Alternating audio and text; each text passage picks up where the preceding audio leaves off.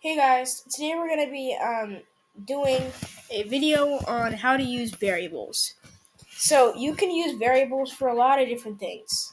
Like you can make like a really basic clicker game on it.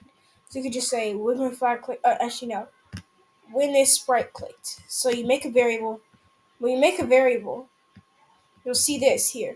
You'll see for all sprites or for this sprite only.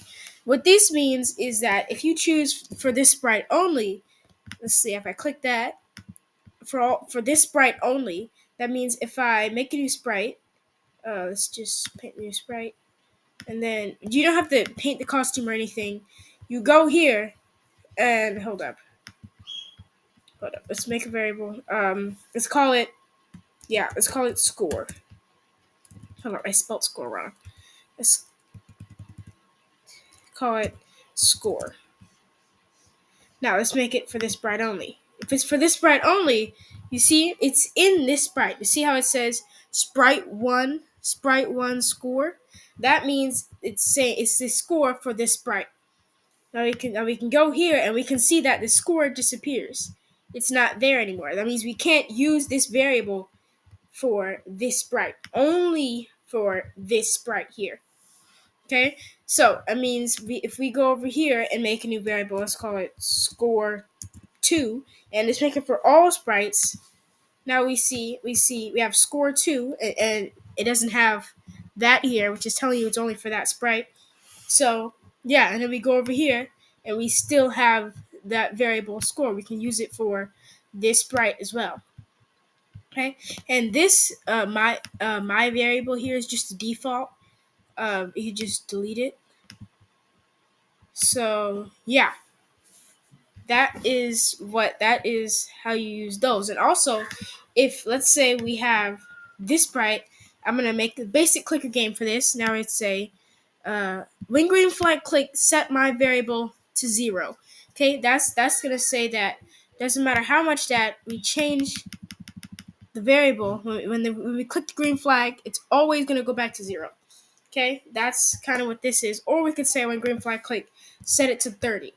That means even if it's all the way up, if let's say it's at 6, the green flag clicks is always going to go back to 30. That's what that block does. No, set it to 0.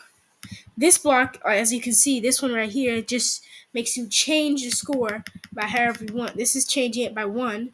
We could set it to change by 2. Now it's changing by 2s, or we could set it to change by 100. So that means it changes by 100. Okay, now you can put this in a forever loop and make it do that forever, depending on what you want. And we have this, which is show my variable score. Click it, it just shows the variable. We have hide my variable score. So hide variable score. That means we hide it, or we can show it.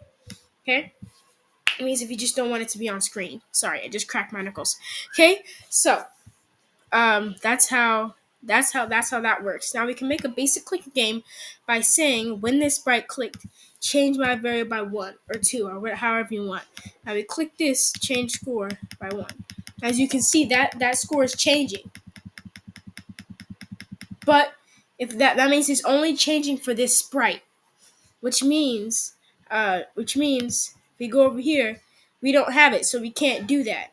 But if we have it for over here, if we have the other variable, which is score 2.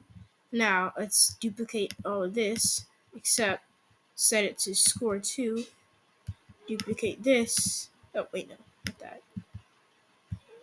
Duplicate this and set it to score 2. Then now, that means that when we click, we change both variables. Okay, so see how we change both variables? Both variables are changing, but the difference is that score 2, when we change score 2, it's changing for this sprite as well. See how both of these sprites have the exact same variable. That's why we set this one score 2 to for all sprites. That means each doesn't matter. So that means if you have this sprite, with one value and the other sprite with another value, which means, let's say you want them both to have a different value of score or something like that, if that makes sense. If you set it to for all sprites, then that means when you change the score of one sprite, it's going to change for the other sprite as well. But if you set it to for this sprite only, it doesn't matter how many sprites you have or what sprites you have. It's only going to change for that sprite. I don't know if that makes sense, but hopefully it did. So yeah, you can even, yeah, like you said, like I said, you can make a basic clicker game with it. And I also want to show you a bonus thing that you can do with uh, variables. Now you can say if, now you can make a nice if then statement here. We can say forever if touching mouse pointer say or make sound meow. Yeah, the sound meow or something like that. And set I know. And set let's make a new variable.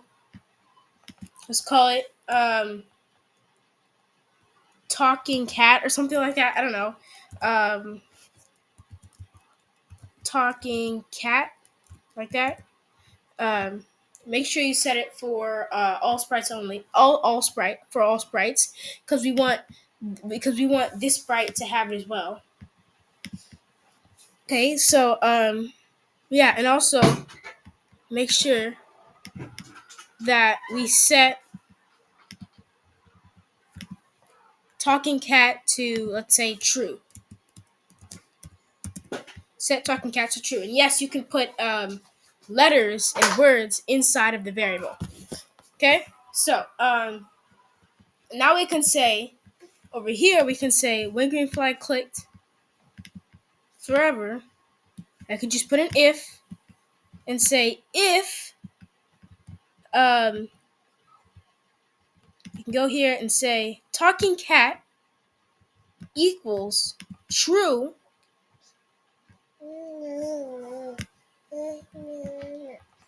Sorry, that's my brother, little brother. Equals true, then let's make it I don't know. If my variable equals true, let's make it say something like say hello, something like that. Now, but we gotta make sure that we gotta put this inside of else. Gotta make it at put if else block, not an if then. Okay, now quiet. I'm trying to make a video here. Else say hi. Else say hi. Or something like that, okay? Now, we gotta make sure that we give this sprite a body. What is happening? Okay, yeah, we gotta make sure that we give this sprite a body. Yeah, let's make him a little smaller. And let's put him right next to it. Now, see? Now we changed to saying hello. Now that's a really cool way that you can use variables to send messages to other sprites like that. So hopefully this video makes sense and it helps you